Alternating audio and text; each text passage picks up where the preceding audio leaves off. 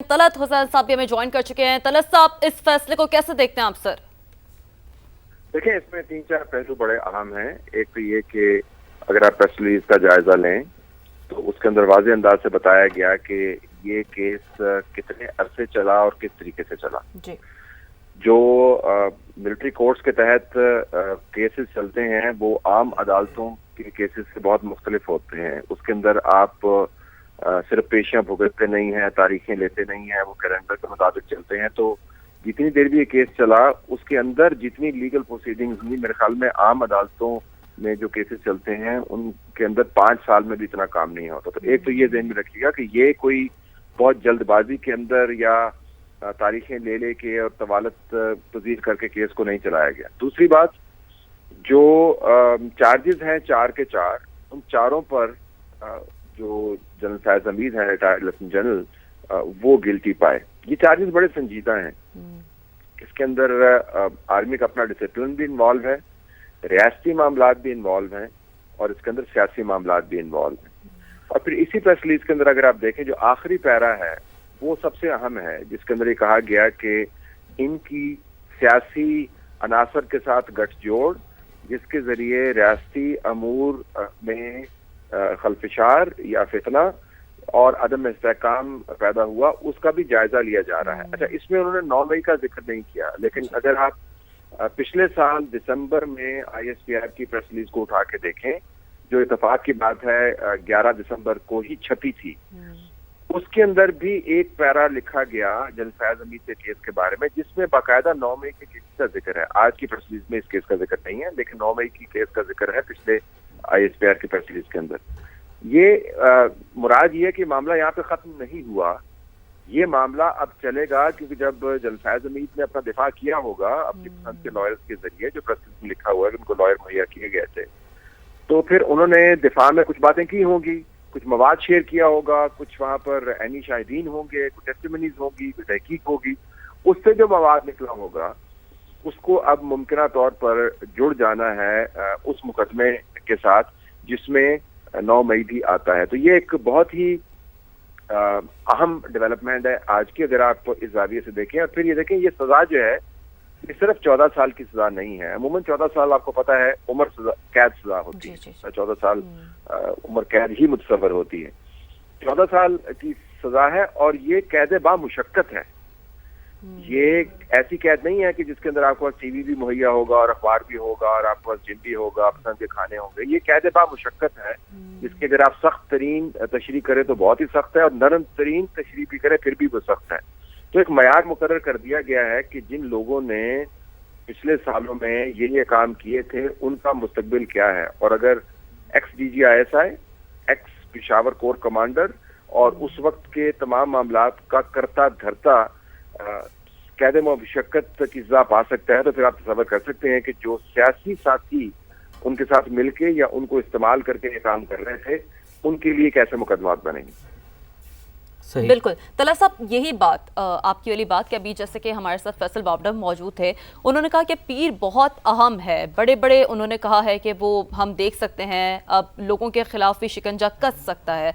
तो आप कैसे सर इसको देखते हैं आगे हालात, बिलखुसूस PTI के अगर हम सियासी करियर की बात करें तला साहब, तो किस जानिब मामलात बढ़ते हुए नजर आ रहे हैं? देखिए, मैं तो हैरान होता हूँ बाज औकात बतौर सहाफ़ी, हालांकि जिन 3.5 साल में 4 साल में जनरल फैज हमीद का तमाम नेटवर्क काम कर रहा था, मैं तो TV पर सेंसर्ड था, मुझे तो ना TV पर आने की इजाज़त थी, ना मैं किसी अखबार में लिख सकता था। लेकिन जाहिर है अपना काम तो हम कर रहे थे बतौर सहाफ़ी। ये तो मुझे इससे बड़ी हैरानी होती है जब बहुत से लोग जो उस तमाम निज़ाम के बेनिफिशरी रहे, और हमने जनरल फैज हमीद की ताकत देखी है, हमने जनरल बाजवा की ताकत देखी है, हमने बानी PTI के अंदाज और उनके नखरे देखे हैं कि वो ताकत कहाँ पर थी और कैसे इस्तेमाल होती थी। तो जब उस निज़ाम के बेनिफिशरी आज आकर हमें बताते हैं कि कितना ज़बरदस्त काम हुआ, तो थोड़ी सी हैरानी होती है, क्योंकि हमने इनमें से बहुत सारे लोगों को उस निज़ाम से बराह रास्त फेवर्स लेते हुए देखा है। अब ये जो गिरफ्त है उस मुकदमे की, उस गिरफ्त में कितने लोग आएंगे, उस निज़ाम के अंदर रहते हुए कितने लोगों ने फवायद हासिल किए और कितने लोगों ने साजिशें की। मेरे ख्याल में जो साजिश वाला उनसर है वो हावी होगा। फवायद तो बहुत सारे लोगों ने हासिल किए, उसमें तो अगर आप जाएंगे तो फिर जो फहरिस्त है तवील होगी, ना खत्म होने वाली होगी। लेकिन जिन लोगों ने रियासत को नुकसान पहुंचाया, इदारों के अंदर खलफिशार फैलाया, इदारों के अंदर उन्होंने कू करवाने की कोशिश की, म्यूटिनी करवाने की कोशिश की, बगावत करवाने की कोशिश की, मेरे ख्याल में उनके लिए हालात बहुत सख्त होने वाले हैं। और फिर अगर वो तमाम चीजें साबित होती हैं कि अब देखें, अगर वो फॉर्मर DGI हैं तो उन्होंने अपने दिफा में क्या कहा होगा? यही कहा होगा ना जी कि मैं तो बराह रास्त वजीर आज़म के अहकामात पर अमल दरामद कर रहा था। कि DGI जो है वो बराह रास्त वजीर आज़म को जवाबदेह होता है, उसका चेन ऑफ कमांड जो है वो फौज के जरिए नहीं होता, तैनाती फौज के जरिए होती है। और जरूरी नहीं कि DGI फौजी ही हो, वो नॉन फौजी भी हो सकता है। तो चेन ऑफ कमांड उसकी प्राइम मिनिस्टर है। तो अगर उन्होंने दिफा में कहा हो कि जी उस वक्त के वजीर आज़म के अहकामात के मुताबिक मैं काम कर रहा था, तो आप अंदाजा लगा सकती हैं कि उसकी इम्प्लीकेशंस क्या है, कि रियासत के निज़ाम को कैसे हाईजैक करने की कोशिश की। और अगर 9 मई में एक बाकायदा ब्लूप्रिंट आपको नजर आए कि किस तरीके से आपने बगावत करवानी है और उसके अंदर सियासी अनवार मुलव्वस हो, तो ये मामलात तो अडयाला जेल के बाहर जो हम कवरेज करते रहते हैं कि आज वो बैठ गई और वो उठ गए, उससे कहीं आगे के हैं। बड़ी अहम खबरें बनने वाली हैं इस हवाले से। सही, अहम खबरें बनने वाली हैं। साथ ही रहेगा सर, किरण आपकी जानिब बढ़ते हैं। अहम खबरें बनने वाली हैं और उस वक्त के जो प्राइम मिनिस्टर हैं उनके हवाले से भी जाहिर है ये केस वहाँ तक जाएगा और पकड़ मजीद सख्त होगी।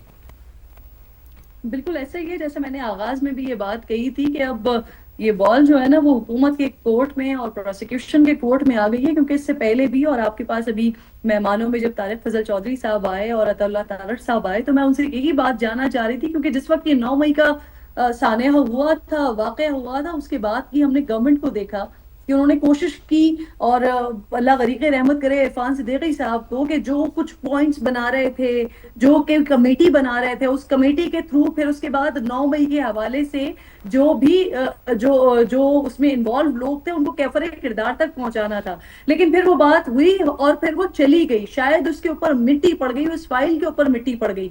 हम बारहा सुनते रहे, इनफैक्ट हमने ये भी सुना जब हम DG की ब्रीफिंग्स में जाते थे तो कई दफा इस बात का शिकवा भी हमने सुना कि 9 मई पर वो कार्रवाई जो हुकूमत की तरफ से होनी चाहिए, या जो जिस तरह से केस को प्रेजेंट करना चाहिए, जिस तरह से प्रोसिक्यूशन होनी चाहिए, वो नहीं हो रही थी। जो फौजी अदालतों में कार्रवाइयां हो रही थी, वहां से जो सजाएं हमारे सामने आ रही थी, और उसके बाद फिर जो अदालतों की तरफ से भी कुछ बाइंडिंग्स आती रही, लेकिन उसके बाद भी आज का जो हमारे सामने फैसला आ गया, उसमें चाहे आप इसको टॉक्सिटी से रिलेट करें, चाहे आप सियासी इंगेजमेंट्स के साथ, सियासी इन्वॉल्वमेंट के साथ रिलेट करें, लेकिन आज का एक बहुत अहम फैसला हमारे सामने आ गया है। अब इससे आगे फर्दर, और मैं सेकंड करूंगी तलत साहब की बात को, कि अब जो कुछ साबिक DGI ने बताया होगा उससे ही मामले को लेकर आगे बढ़ा जाएगा। और वो तमाम लोग जो ये सोच रहे थे कि ना वहां पर कुछ होगा और ना बात घूमकर यहां तक आएगी,